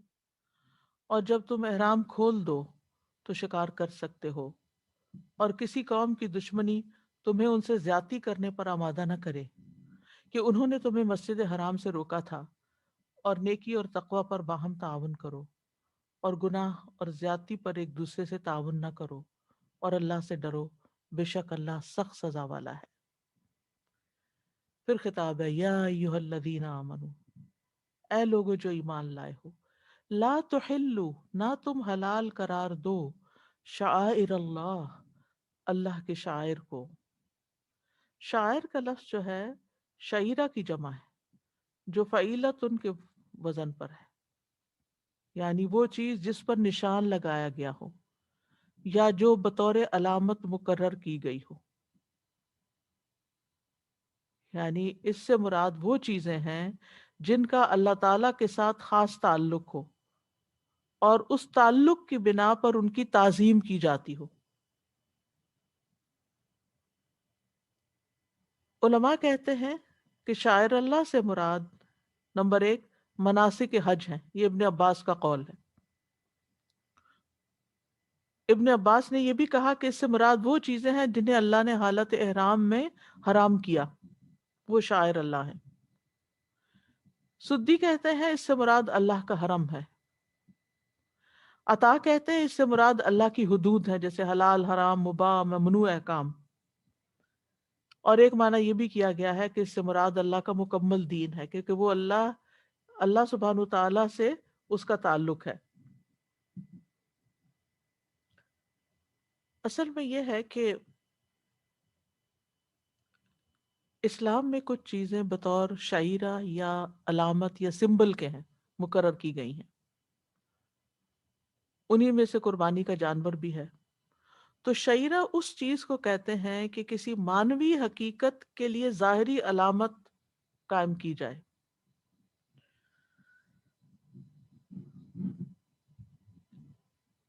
مثلا روزہ بھی ایک شعیرہ ہے۔ روزہ کیا ہے؟ کھانا پینا چھوڑنا۔ یہ کس چیز کی علامت ہے؟ کہ اگر حلال چھوڑ رہے ہو تو حرام بھی چھوڑ دو، گناہ چھوڑ دو، ٹھیک ہے؟ تو یہ اسی طرح یعنی کچھ چیزیں سمبل کے طور پر بھی ہیں۔ خاص طور پر حج اور عمرہ کے مناسک کی حرمت کا ذکر ہے۔ قرآن مجید میں آتا ہے ان الصفا والمروہ من شعائر اللہ، صفا و مروہ اللہ کے شعائر میں سے ہیں، ان کا احترام کرو۔ کیونکہ کچھ لوگ جو تھے وہ صحیح نہیں کرتے تھے، کچھ لوگ مقام عرفہ پہ نہیں ٹھہرتے تھے، تو اللہ تعالیٰ نے فرمایا نا ثم افیدوا من حیث افاض الناس، تو یہ سب شاعر ہیں، ان کو حلال نہ کرو، یعنی کیا مطلب ہے؟ ان کی حرمت کو پامال نہ کرو، ان فرائض کو ضائع نہ کرو۔ اور ان کو شاعر اللہ کیوں کہا گیا؟ یہ نسبت تشریفی ہے، یعنی اللہ کی طرف منسوب کیا گیا کہ عزت دینے کے لیے، یا اس آ، یا پھر یہ کہ جو ان شاعر کی حرمت کو حقیر کرے اور اللہ تعالیٰ کے حکم کی مخالفت کرے، پھر اس کو سزا بھگتنا ہوگی۔ اگر دیکھا جائے تو ہر ملک کے، ہر حکومت کے، ہر گورنمنٹ کے کچھ نہ کچھ سمبلز ہوتے ہیں، شاعر ہوتے ہیں، جن کی جس ہر گورنمنٹ جو ہوتی ہے وہ ان کے احترام کا مطالبہ کرتی ہے۔ مثال کے طور پہ سرکاری جھنڈا جو ہوتا ہے، یہ بھی ایک علامت ہوتی ہے۔ پھر اسی طرح فوج ہے، پولیس ہے، ان کے فوج اور پولیس کے یونیفارم ہیں، اگر وہ یونیفارم کے اندر ہو تو ان کا ایک خاص احترام ہوتا ہے۔ اس طرح سکے، کوائنز، کرنسی، اسٹمپ، یہ مختلف چیزیں جو ہیں یہ نمائندگی کرتی ہیں کسی ملک یا کسی ادارے یا کسی جگہ کی۔ تو دین کے احکامات کس کی نمائندگی کرتے ہیں؟ اللہ تعالیٰ کی مرضی کی۔ تو شاعر تین قسم کے ہیں، کچھ جگہوں سے متعلق ہیں، کچھ وقت سے متعلق ہیں، کچھ ذات سے متعلق ہیں۔ جگہوں سے متعلق کون سے ہیں؟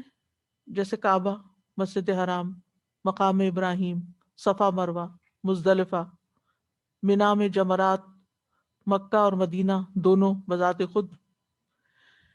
پھر وقت کے اعتبار سے جیسے رمضان کا مہینہ، اس کا ایک احترام ہوتا ہے۔ ایام حج اور ایام تشریق، ان کی خاص عبادتیں بتائی گئیں۔ جمعہ کا دن۔ پھر ذات کے اعتبار سے جیسے قربانی کا جانور، یہ جو چیزیں ہیں ان کے اعتبار سے۔ تو شاعر اللہ کی تعظیم کرنا ہماری ذمہ داری ہے۔ سورۃ الحج میں آتا ہے ذالک ومن یعظم حرمات اللہ فہو خیر لہ عند ربہ، جو کوئی اللہ کی حرمتوں کی تعظیم کرے تو وہ اس کے لیے اس کے رب کے ہاں بہتر ہے۔ پھر اسی طرح انبیاء اور رسل کی تعظیم کرنا، کیونکہ وہ بھی اللہ کے بھیجے ہوئے ہیں۔ پھر فرشتوں کی، کل من کان عدوا لجبریل فإنہ نزلہ علی قلبک بإذن اللہ۔ پھر اسی طرح قرآن مجید کی تعظیم۔ پھر اسی طرح مساجد کی حرمت۔ رسول حضرت عائشہ کہتی ہیں کہ رسول اللہ صلی اللہ علیہ وسلم نے محلوں میں مسجدیں بنانے کا حکم دیا اور فرمایا کہ وہ پاک صاف رکھی جائیں گی اور ان میں خوشبو لگائی جائے گی، تو طیب۔ پھر اسی طرح کعبہ کی تعظیم، جعل اللہ الکعبۃ البیت الحرام قیاما للناس والشہر الحرام، حرام مہینوں کی، والہدی والقلائد، یہ سورۃ المائدہ میں ہی آگے تفصیل آئے گی۔ پھر مکہ مدینہ کی تعظیم، ان کو حرم بھی قرار دیا کہ وہاں سے کچھ کاٹا توڑا اٹھایا نہیں جا سکتا۔ حج کی تعظیم، فلا رفث ولا فسوق ولا جدال فی الحج. اذان کی تعظیم، کہ اذان جب ہو رہی ہو تو تم اس کو کھیل تماشا نہ بناؤ. اسی لیے ہم خاموش ہو جاتے ہیں، اس کا جواب دیتے ہیں. وَإِذَا نَادَيْتُمْ إِلَى الصَّلَاةِ اتَّخَذُوهَا هُزُوًا وَلَعِبًا ذَلِكَ بِأَنَّهُمْ قَوْمٌ لَا يَعْقِلُونَ. کم عقل لوگ جو ہوتے ہیں یا جن کی عقل نہیں ہوتی، وہ نماز کی طرف جب اذان دی جاتی ہے نماز کی طرف بلانے کے لیے تو اس کو کھیل تماشا بنا لیتے ہیں. پھر روزے کی تعظیم، روزے کی حالت میں جھوٹ بولنا، وہ گناہ کے کام کرنا، یہ منع کیا گیا. پھر اللہ تعالیٰ کے اوامر و نواہی جتنے ہیں وہ سارے بھی شاعر میں شمار ہوتے ہیں.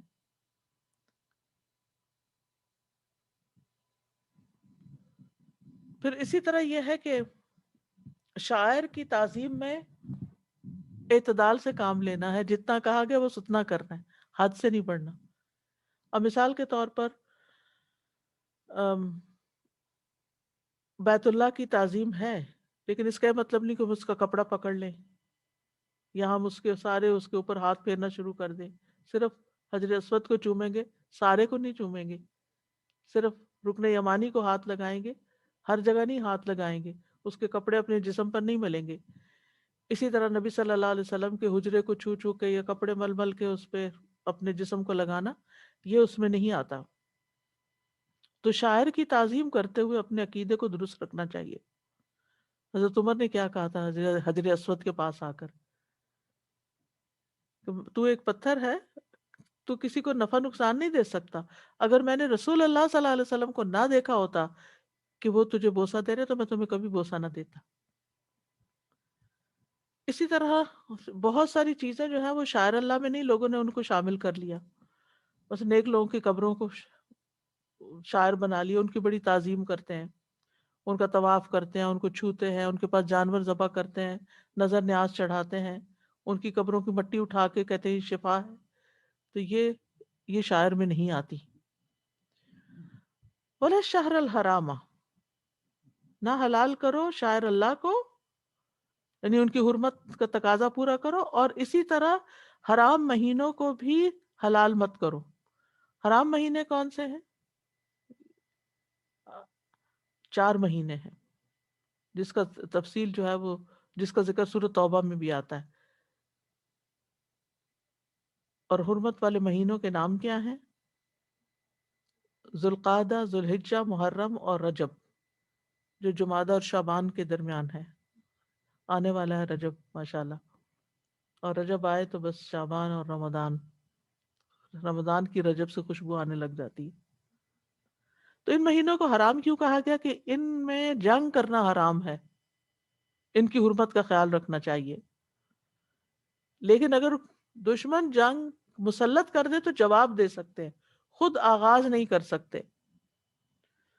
قرآن مجید میں آتا ہے یسألونک عن الشہر الحرام قتال فیہ قل قتال فیہ کبیر. وہ تجھ سے حرمت والے مہینے کے متعلق اس میں لڑنے کے بارے میں پوچھتے ہیں، کہہ دیجیے اس میں لڑنا بہت برا ہے. تو عام مہینوں کی نسبت ان مہینوں کے اندر گناہ کرنا زیادہ برا ہے. ولل ہدیہ، اور ہدی کہتے ہیں وہ جانور جن سے انسان اللہ کا قرب حاصل کرتا ہے تاکہ ان کو حرم میں ذبح کرے. ہدیہ کی جمع ہے، یعنی ما یہدی للکعبہ، کعبہ کی طرف، بیت اللہ کی طرف، یا یعنی مکہ بھیج کے قربانی کے جانور ذبح کروانا. تو ان کی حرمت بھی پامال نہیں کرنی چاہیے، یعنی گائے بکری وغیرہ جنہیں ذبح کرنے کے لیے مکہ یا مینا لے جایا جاتا ہے. تو ہدی کو حلال ٹھہرانے کا مطلب کیا ہے؟ میقات سے پہلے ہی ان کو ذبح کر لینا، ان کو روک دینا، راستے میں کہ روک دینا یا بیچ دینا یا کچھ اور کرنا. تو قربانی کے جانور بھی شاعر میں سے، ان کا الگ ذکر کیا گیا ہے، کیونکہ بہت سے لوگ پھر کچھ چیزوں کے بارے میں سستی کا شکار ہو جاتے ہیں، تو یہاں ان کی بھی اہمیت بتائی گئی. سبحان اللہ، جو جانور کعبہ لے جایا جاتا ہے اس کی اتنی ویلیو ہے، تو جو انسان کعبہ کی طرف جائے پھر اس کا کیا ٹھکانا. ولل قلائد، اور نہ قلادے، ان کی بھی بے حرمتی نہیں کرو. قلائد جو ہے قلادت ان کی جمع ہے، یہ وہ چیز ہے جو مکہ لے جائے جانے والے جانور کے گلے میں لٹکائی جاتی ہے، ہار. تو مطلب یہ ہے وہ نشانی کے طور پہ پہنایا جاتا تھا کہ تاکہ راستے میں چور ڈاکو کو بھی پتہ چلے کہ یہ کعبہ کی طرف جا رہے ہیں، اس لیے ان کے گلوں میں یہ ڈالا گیا۔ بعض اوقات وہ رسی وغیرہ اور بعض اوقات کوئی جوتا وغیرہ لٹکا دیتے تھے اہل عرب، اونٹ کی بٹی ہوئی رسی ڈالتے تھے خاص طور پر، یعنی اس کی وہ جو بال ہوتے ہیں اس سے۔ تو قلادہ ڈالے ہوئے جانوروں کی حرمت پامال نہیں کرنی چاہیے، اور خاص طور پر یہاں ان کا ذکر کیا گیا کہ ان کو نقصان نہ پہنچاؤ۔ نبی صلی اللہ علیہ وسلم قربانی کے جانوروں کو قلادہ پہناتے تھے۔ حضرت عائشہ کہتی ہیں میں نے نبی صلی اللہ علیہ وسلم کی ہدی کے لیے ہار تیار کیے، یعنی جو جانور آپ کو لے کے جانا تھا مکہ، پھر میں نے ان کا اشعار کیا اور انہیں قلادہ پہنایا، یعنی ان کو خاص بنانے کے لیے۔ پھر آپ نے انہیں بیت اللہ روانہ کیا، یعنی خود شاید نہیں گئے تھے، تو یعنی اگر ہم جیسے یہاں خود نہیں بھی جا سکتے تو وہاں کسی کو قربانی کرنے کا کہہ سکتے ہیں، اگر کوئی ہمارے بہاف پر کر دے اور ہم اس کو پیمنٹ کر دیں، یا کوئی جا رہا ہو تو اس سے بھی کہہ سکتے ہیں۔ پھر اسی طرح قربانی کے جانوروں پہ سوار ہو سکتے ہیں، ان کی تعظیم کے خلاف نہیں یہ بات۔ دور جاہلیت میں بھی قربانی کے جانوروں کی تعظیم کی جاتی تھی، اور اگر ضرورت پڑے تو وقت سے پہلے ذبح کیا جا سکتا ہے، لیکن کہ بیمار ہونے لگے ہیں یا کوئی اور ایسی چیز آ گئی۔ ولا آمین البیت الحرام، اور نہ بیت الحرام جانے والوں یعنی قصد کرنے والوں کو تم بے حرمت کرو۔ یبتغون فضلا من ربہم ورضوانا، جو اپنے رب کا فضل اور رضامندی چاہتے ہیں۔ یہاں بیت الحرام سے مراد کعبہ ہے تو وہ ایک ہی کمرہ، لیکن اس کو یعنی جس کے ستون ہے، چھت ہے اور ایک ہی کمرہ ہے، لیکن اس کو گھر کہا گیا تعظیم کے لیے۔ تو کعبہ کی وجہ سے اس کے ارد گرد کی مسجد حرام کہلاتی ہے، اور پھر اس کے آس پاس کا جو علاقہ ہے اس کو بھی یعنی محترم قرار دیا گیا ہے، اتنا محترم ہے وہ گھر۔ لیکن اس کی اگر کسی وجہ سے کعبہ کی کوئی توڑ پھوڑ ہوئی، یعنی توڑ پھوڑ سے مراد یہ نہیں کہ خرابی، ویسے اگر اس کی رینوویشن ہو رہی ہے تو اس کے جو ٹکڑے ہیں وہ محترم نہیں ہو جائیں گے، ٹھیک ہے، کہ لوگ اپنے گھروں میں لے آئیں یا کچھ۔ بعض لوگ تبرک کے لیے وہ غلاف کعبہ لٹکاتے، ویسے آپ نے لٹکانا ہے تو لٹکائیں، لیکن یہ نہ سمجھے کہ اس کی کوئی خاص برکت ہے۔ یبتغون فضلا من ربہم ورضوانا، وہ اپنے رب کا فضل اور رضامندی چاہتے ہیں۔ فضل سے مراد تجارت ہے، دنیا کا فائدہ، اور رضوان سے مراد حج کی عبادت کا فائدہ، اللہ کی رضامندی۔ یعنی یہ حج کے سفر میں دنیا اور آخرت دونوں کے فائدے حاصل کرتے ہیں، یعنی اس میں دین دنیا دونوں کو جمع کر دیا گیا ہے، کیونکہ دوسری جگہ پر آتا ہے سورۃ البقرہ میں لیسا علیکم جناح ان تبتغوا فضلا من ربکم، تم پر کوئی گناہ نہیں کہ اپنے رب کا کوئی فضل تلاش کرو۔ تو یہ دنیا کا فضل ہے، یعنی جو حج کے لیے آتا ہے وہ خرید و فروخت کرتا ہے، بازار میں جاتا ہے، تو کوئی حرج نہیں ہے، خرید و فروخت کر سکتے ہیں۔ کچھ لوگ اس کو قطعی طور پہ منع کر دیتے، نہیں، ضرورت کی چیزیں آپ خرید سکتے ہیں، تحفے تحائف خرید سکتے ہیں، کچھ چیزیں اگر بیچنے کے لیے لے گئے تو وہ بھی جا کے بیچ سکتے ہیں۔ تو اللہ کے گھر کا قصد کرنے والوں کو روکے نہیں، اللہ یہ کہ پینڈیمک ہو تو پھر اور بات ہے۔ حدیبیہ کے موقع پر کفار نے مسلمانوں کو بیت الحرام سے روک دیا تھا، تو آپ صلی اللہ علیہ وسلم نے اپنی قربانی کو ذبح کیا۔ اب کئی لوگ پوچھتے ہیں نا وہ عمرے پہ گئے تھے قربانی کیوں لے گئے تھے، وہ تو آپ نہ بھی جائے تو قربانی وہاں بھیج سکتے ہیں، ٹھیک ہے، آپ نے حج پہ بھی قربانی کی، عمرے پہ بھی کی، اور ویسے بھی بھیجی۔ تو آپ نے وہاں حدیبیہ میں ہی اپنا سر منڈوا دیا، اور پھر صلح ہو گئی تھی کہ اگلے سال یہ ہے وہ عمرہ کریں گے۔ وَإِذَا حَلَلْتُمْ فَاصْطَادُوا، اور جب تم حلال ہو جاؤ تو شکار کرو۔ اس کا مطلب تحلل اول ہے، یعنی جب تم احرام کی پابندی سے حلال ہو جاؤ، اور یہ یعنی 10 تاریخ کو جمرہ عقبہ کو کنکریاں مارنے سے ہوتا ہے، عید کے دن جب کنکریاں مار چکتے ہیں تو آپ حلال ہو جاتے ہیں۔ اور یہ پورا حلال ہونا نہیں ہے، صرف بیوی حرام ہوتی ہے، باقی چیزیں حلال ہیں، یعنی عورتوں کے سوا ہر چیز حلال ہے۔ فَاسْتَعْدُوا، فَاسْتَعْدُوا کا مطلب کیا ہے، تم شکار کر سکتے ہو، یعنی کرو کا مطلب یہ نہیں کہ ہر وہ شخص جو احرام کھولے وہ جا کے پہلے شکار کرے، یہ حکم نہیں دیا جا رہا یہاں۔ اور جیسے آتا ہے نا فَإِذَا قُضِيَتِ الصَّلَاةُ فَانتَشِرُوا فِي الْأَرْضِ، جب نماز پوری ہو جائے تو زمین میں پھیل جائے. اس کا یہ مطلب نہیں کہ آپ نماز پڑھ کے باہر ضرور نکلیں. وَلَا يَجْرِمَنَّكُمْ شَنَآنُ قَوْمٍ أَن صَدُّوكُمْ عَنِ الْمَسْجِدِ الْحَرَامِ أَن تَعْتَدُوا، کسی قوم کی دشمنی تمہیں اس بات پہ آمادہ نہ کرے کہ تم ان پہ زیادتی کرو اس لیے کہ انہوں نے تمہیں مسجد حرام سے روکا تھا.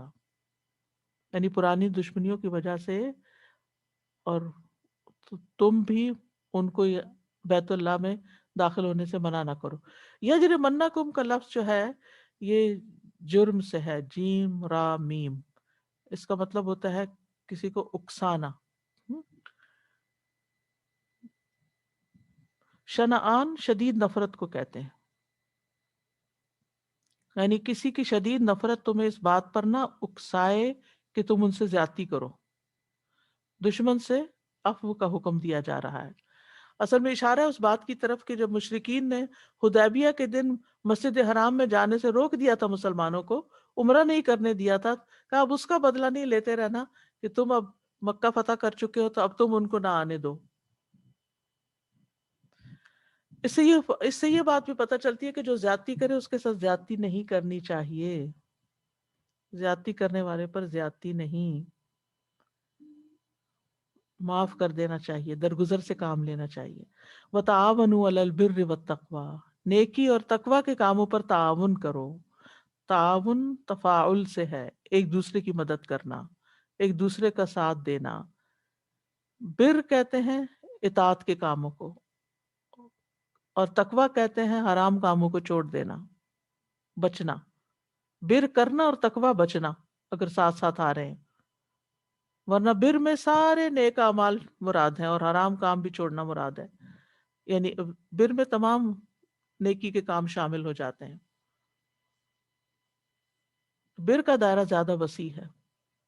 آیت بر میں آپ نے دیکھا پورا دین ہی کور ہو جاتا ہے. تو یہاں بر اور تقوی کا بہت خوبصورت تعلق ہے.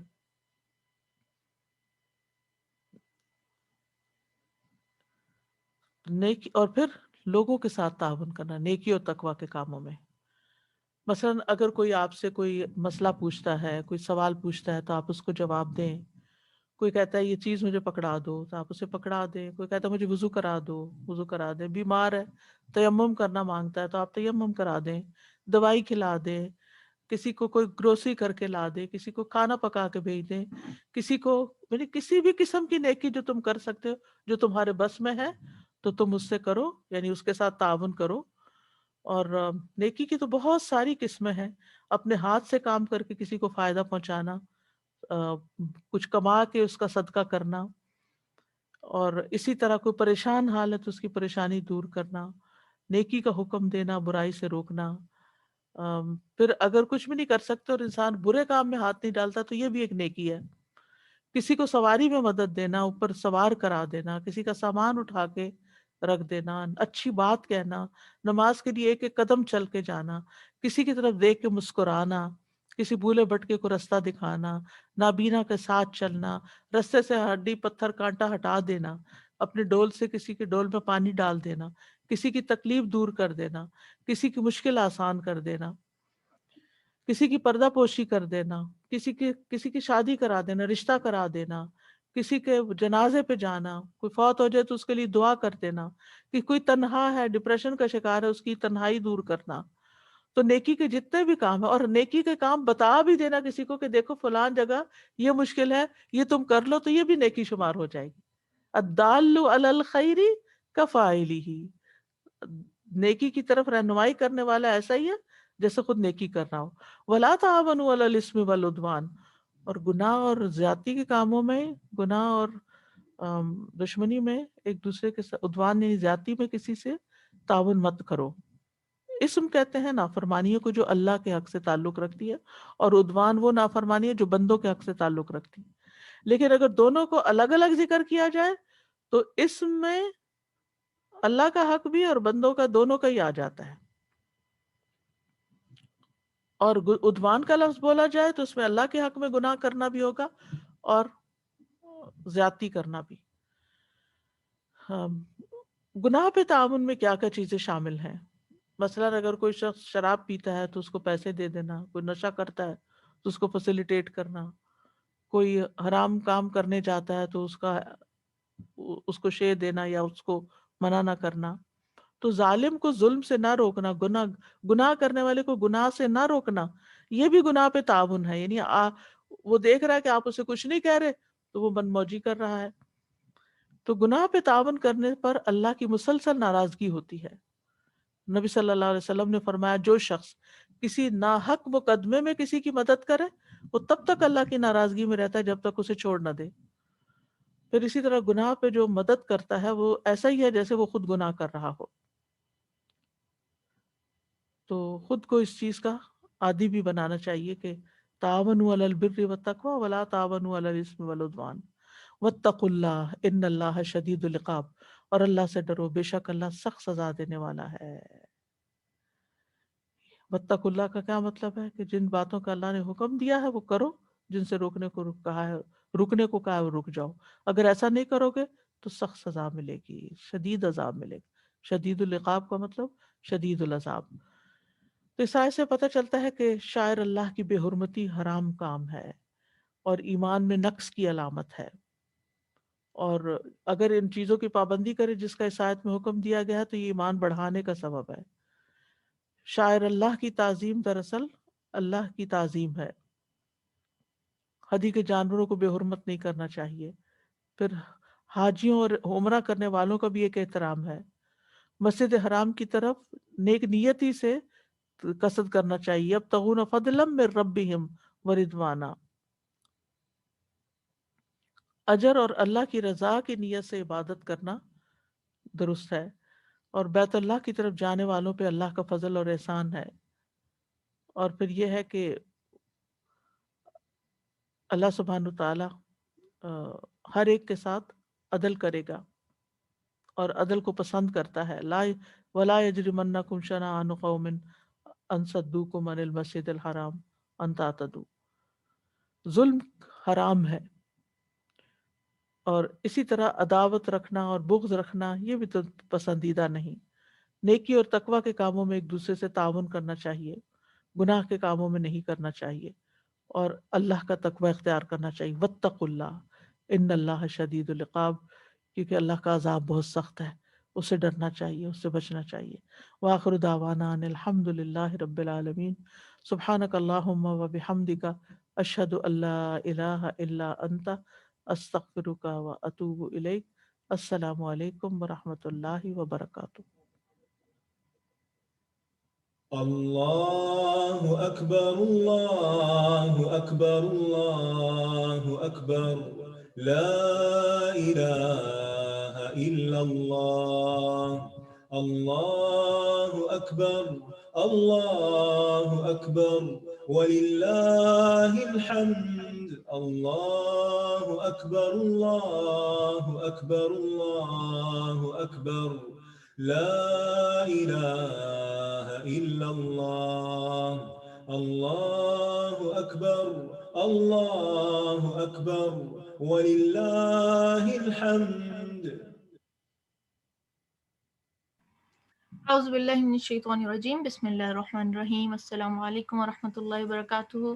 الحمدللہ آج کا جو ہے ہم نے 2 آیتیں کی، لیکن بہت مفصل آیتیں تھیں اور بڑی ڈیٹیل میں استاذہ نے ہمیں مختلف چیزیں اس میں بتائیں. الحمدللہ دعا کر لیتے ہیں. آپ اپنا پوائنٹ آف جو بھی شیئر کرنا چاہتے ہیں وہ لکھیے. رب اشرح لی صدری ویسر لی امری واحلل عقدۃ من لسانی یفقہوا قولی. آمین.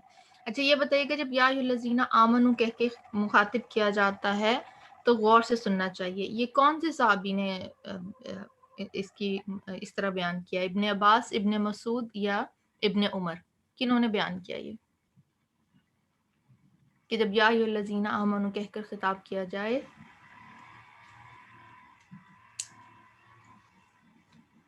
ابن مسعود نے. بارک اللہ فیک. اچھا کیوں غور سے سننا چاہیے؟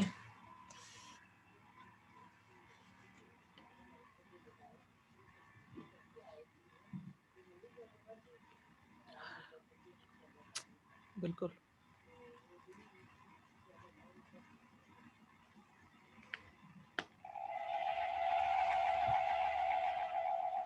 جی کیوں غور سے سننا چاہیے؟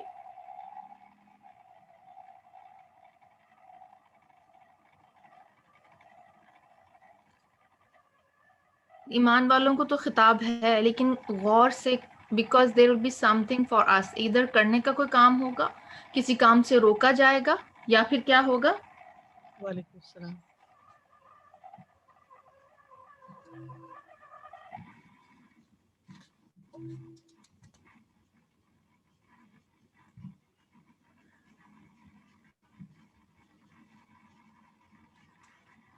جی، یا کمانڈ ہوگی، یا کسی کا حکم ہوگا، یا خوشخبری ہوگی. ٹھیک ہے جی، خوشخبری ہوگی، خاص حکم ہوگا. اچھا جی، آگے آ جائیے. عقود کی بات کی گئی، عقد کی جمع ہے، تو یہ کون سا اس میں وعدہ آ جاتا ہے؟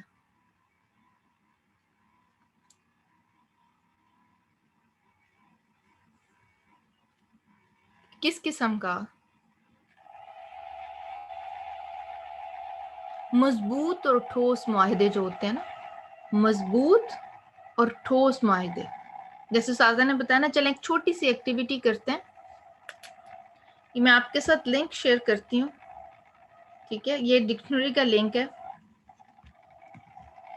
آپ نے کیا کرنا ہے، یہاں جا کے آپ نے نام سنا ہوگا، استاذہ نے امام راغب اصفہانی کا بولا تھا،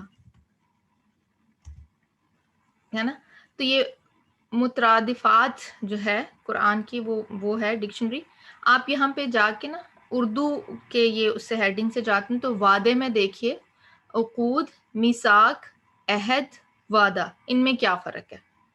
ٹھیک ہے، میں ابھی آپ کو بتا سکتی ہوں، لیکن جب آپ خود کریں گے تو تھوڑا سا زیادہ اس چیز کو آپ ذرا ریٹین کر سکیں گے، ایبزارب کریں گے اس کو زیادہ. ہوم ورک کہہ لیں چلیں آپ، اٹس این ایکٹیویٹی. کل انشاءاللہ ہماری ملاقات ہوگی، تو پھر کل میں آپ سے پوچھوں گی کہ آپ نے کس طرح اس کو سمجھا ہے کہ عقد میثاق سے یا وعدے سے یا عہد سے کیسے مختلف ہے.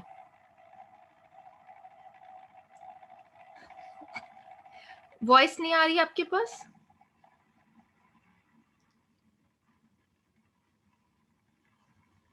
وائس اوکے ہے نا؟ ٹھیک ہے.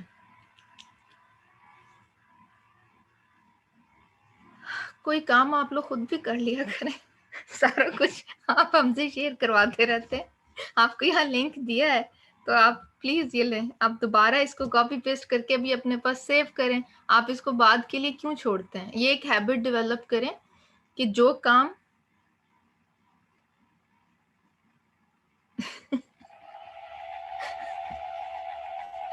آپ جو ابھی جیسے دے دیا نا، آپ کا کام کیا، اس کو کوئکلی کاپی پیسٹ کر لیں جلدی سے. اپنا ایک آپ کے پاس ورڈ ڈاکومنٹ کھلا ہونا چاہیے، جہاں پہ آپ امپورٹنٹ لنکس جب دیے جاتے ہیں ان کو فوراً کاپی پیسٹ کریں. کیونکہ بعد میں پھر کیا ہوتا ہے، سم ٹائمز ہم الحمدللہ ہم کرتے ہیں، ٹیلی گرام میں شیئر کرتے ہیں، لیکن بہت زیادہ جو ہے آپ کو ریلائی نہیں کرنا چاہیے. جی، یہ بہت کچھ الحمدللہ قرآن کا جو ہے نا، ایک ہمارے ساتھ برکت یہ بھی ہے کہ ہم بہت کچھ نیا سیکھتے ہیں.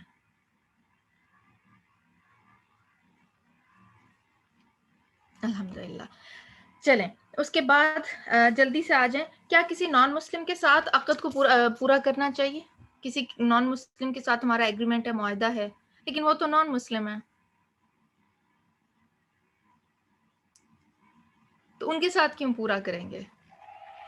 with all humans. اور یہ ایمان والوں کا خاصہ ہے. ٹھیک ہے، یہ ایمان والوں کی خاص بات ہے نا، کہ اللہ تعالیٰ نے ان کو یہ حکم کیا ہے کہ اپنے کیا کرو، اوفو بالعقود، اپنے عہد جو ہے وہ پورے کرو. اچھا، حدیث میں پڑھوں گی، آپ نے اس کو مکمل کرنا ہے. جو قوم عہد شکنی کرتی ہے اس میں کیا ہوتا ہے؟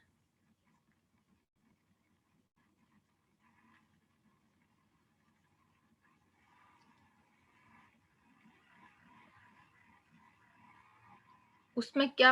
قتل و غارت پھیل جاتا ہے. بالکل بگاڑ. دیکھیں اگر ہم نارملی بات کر رہے ہیں نا پھر تو ٹھیک ہے، لیکن خاص استاذہ نے جب لفظ بولے کہ قتل و غارت پھیل جاتا ہے، اور ایک دوسری حدیث کا مفہوم تھا کہ اس میں دشمن مسلط کر دیا جاتا ہے. اچھا جی، بہیمہ اور انعام، بہیمۃ الانعام میں درندے بھی شامل ہیں، کارنیورس اینیملز بھی اس میں شامل ہیں. یہ درست ہے اسٹیٹمنٹ؟ یہ اسٹیٹمنٹ درست ہے؟ غور سے سنیں، بہیمۃ الانعام میں درندے بھی شامل ہیں.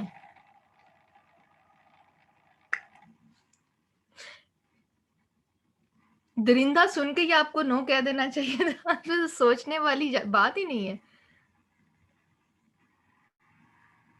چلیں آگے آ جائیں. حرم میں 2 مسجدیں شامل ہیں. حرم میں 2 مسجدیں شامل ہیں. کون سی؟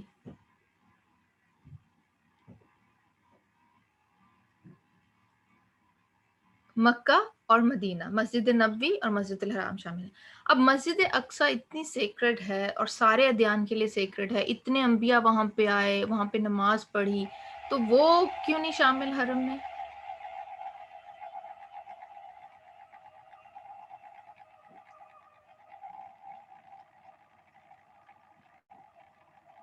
آپ لوگ لاسٹ ہو جاتے ہیں، تھک گئے. اللہ سبحانہ تعالیٰ نے، اللہ کے نبی نے ہمیں نہیں بتایا، اس لیے جو ہمیں کہا گیا ہے وہ ہم مانیں گے. ٹھیک ہے جی. اچھا ایک اور کام کریں، کوسچن غور سے سنیں اور جو بات پوچھی جا رہی ہے نا اسٹک ٹو دیٹ. اگر یس اور نو والا ہے تو اس کی بہت زیادہ ڈیٹیل نہ دیں مجھے. ٹھیک ہے ہاں، تو اسی لیے کہہ رہی ہے نا، اس کی ڈیٹیل مجھے پرووائڈ نہ کریں. جیسے میں نے آپ سے پوچھا کہ اسٹیٹمنٹ رائٹ ہے یا رانگ، آپ کو رائٹ رانگ مجھے رائٹ اور رانگ یہ بتانا تھا یا یس اور نو کرنا تھا.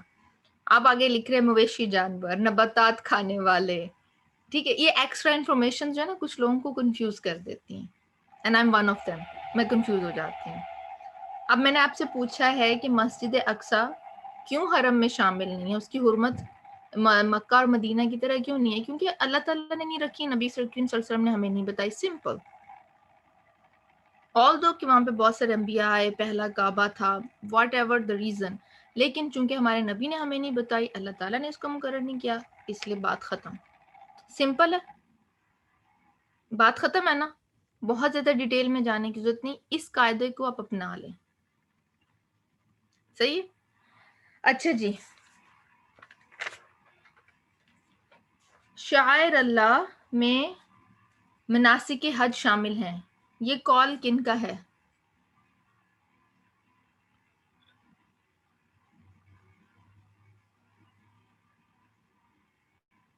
ابن عباس کا، بالکل. اور شاعر 3 طرح کے ہوتے ہیں. کون کون سے؟ صرف 3 آپ نے ان کے نام مجھے بتانے ہیں. شاعر 3 طرح کے ہوتے ہیں، جگہ ہے، وقت ہے، اور اپنی اٹ سیلف ذات میں. ٹھیک ہے. اور حرام مہینے کتنے؟ 4. اب میں بولوں گی، آپ نے غور سے نام سننے ہیں. کیا میں صحیح بول رہی ہوں؟ آپ نے مجھے یس اور نو میں جواب دینا ہے. محرم، صفر، ذی القعدہ، ذی الحج. صحیح ہے؟ یس والے دیکھیں، میں نے جس طرح بولا نا کنفیوز ہو گئے، کیونکہ ہمارے ہاں محرم کے ساتھ سفر کو بڑا سیکرڈ مانا جاتا ہے. لیکن آپ اس طرح چلیں، رجب، ذی القعدہ، ذی الحج، محرم، 3 اکٹھے ہیں. ذی القعدہ، ذی الحج، محرم، and then 4th one is رجب. اگر آپ رجب سے سٹارٹ کریں تو محرم پہ آ کے ختم ہو جاتا ہے. ٹھیک ہے، رجب سے سٹارٹ کریں، ذی القعدہ، ذی الحج، محرم، تو پھر آپ محرم سفر والی کنفیوژن میں نہیں پھنسیں گے. چلیں، اللہ سبحانہ تعالیٰ ہم سب کے علم کو جو ہے وہ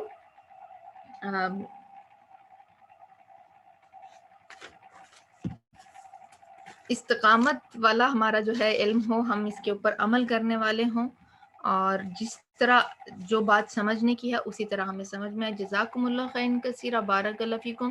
آپ کو اگر کوئی چیز، کیونکہ احکامات ہے نا تو بہت ساری وضاحتی چیزیں، اور ہم کنفیوز تب ہوتے ہیں جب کوئی پری ایگزسٹنگ انفارمیشن ہمارے برین میں ہوتی ہے. تو ایک ریکویسٹ ہے آپ لوگوں سے، آپ اس لیکچر کو دوبارہ ضرور سنیں، ٹھیک ہے. کلاس میں تو آپ نے ایز اے کلاس پراپر بیٹھ کے اس کو کیا ہے. آپ نے اب کیا کرنا ہے، ڈنر بناتے ہوئے یا آپ کوئی بھی کام کر رہے ہیں یا کوکنگ کرتے ہوئے، ڈرائیو کرتے بچوں کو پک کرنے جانا ہے، آپ نے کہیں لے کے جانا ہے، آپ آن دا گو اس کو سن لیں دوبارہ، ٹھیک ہے. تو انشاءاللہ جو کہیں کنفیوژن ہے وہ آپ کی دور ہو جائے گی. دوسرا کام، ابھی جیسے شاید آپ جلدی میں مجھے کچھ آنسرز رانگ کر دیتے ہیں، تو بات کو غور سے سننا ہے، اور اگر کویسچن کوئز کا ہے تو اس کو غور سے پڑھنا ہے، ٹھیک ہے. تیسری چیز، انشاءاللہ جیسے سورہ نساء میں چل رہا تھا ہر ہفتے آپ کا کوئز انیبل ہو جاتا تھا، تو کائنڈلی کوئز کو تب تک آپ نے نہیں کھولنا جب تک آپ اپنے آپ کو ریڈی نہ سمجھیں. اور اگر آپ امنگ اسٹار اسٹوڈنٹس آنا چاہتے ہیں تو آپ کو جو ایک پہلے 2 یا 3 دن ہوتے ہیں اس میں کوئز اٹیمپٹ کرنا ہے، اور پھر آپ کو کیا کرنا ہے، 98 اینڈ ابو آپ کو مارکس اسکور کرنے ہیں. تو اس کے لیے پھر آپ کو کیا لیکچر دوبارہ سننا پڑے گا. ایم سی کیوز ہیں، بہت آسان ہوتا ہے، just to check your understanding. تھوڑے سے کوسچن ٹرکی بھی ہوتے ہیں، جیسے ابھی میں نے آپ سے پوچھا تھا. تو kindly do not go to your dashboard کا تو پتا ہے نا آپ کو، آپ کا ڈیش بورڈ کیسے دکھتا ہے. کوئی ایسا بندہ ہے کلاس میں ایسا جس نے آج پہلی دفعہ یہ کلاس لی ہے، جو ہمارے ساتھ سورہ نساء میں نہیں تھے؟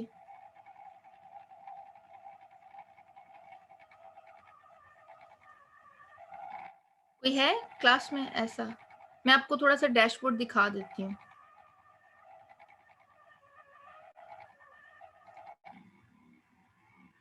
سسٹر عشرت آپ ہیں 98 اینڈ ابو.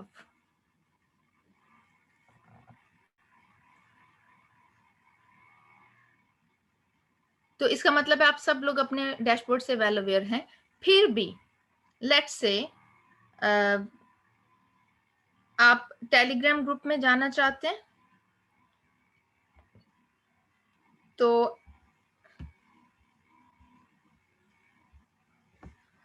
ایک سیکنڈ، میں آپ کو آپ لوگوں کا ڈیش بورڈ دکھانا چاہ رہی تھی.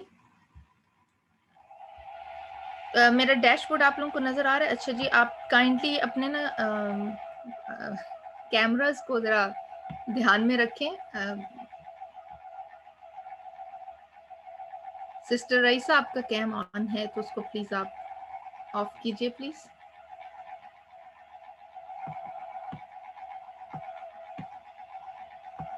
اچھا جی، یہ آپ کا live class link course resources reattempt کا ہے. یہ کوئزز کا آپ نے جب آپ کلک کریں گے اور یہ آپ کی یہاں پہ ریکارڈنگز اپلوڈ ہوں گی، اور یہاں پہ انشاءاللہ آپ کو ٹیلی گرام کا لنک بھی مل جائے گا. یہاں پہ آپ کو سائٹ پہ ڈال دی جائے گا. ویسے تو ماشاءاللہ بہت سارے لوگ آپ میں سے آلریڈی اس میں ہیں، لیکن آپ کو اس پہ انشاءاللہ مل جائے گا، ٹھیک ہے.